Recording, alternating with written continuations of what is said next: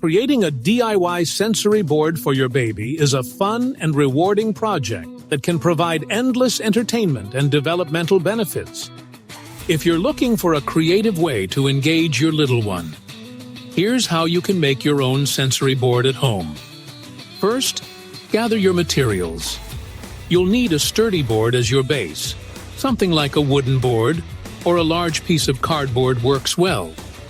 Next, collect a variety of textured items. Think about using different fabrics, buttons, zippers, and even small mirrors. The goal is to provide a range of tactile experiences.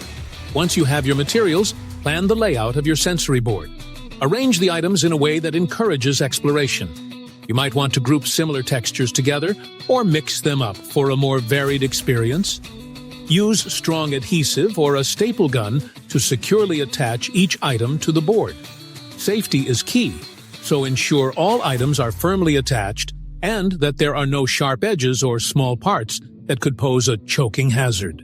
It's also a good idea to supervise your baby while they play with the sensory board. As your baby interacts with the board, they'll be developing their fine motor skills and sensory awareness. Encourage them to touch, pull, and explore each element. You can even add new items over time to keep the experience fresh and exciting. Remember, the best part of a DIY sensory board is that it's customizable. Tailor it to your baby's interests and developmental stage. With a little creativity and effort, you will have a wonderful tool that supports your baby's growth and learning.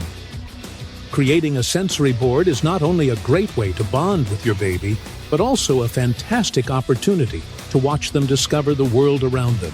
Enjoy the process and have fun.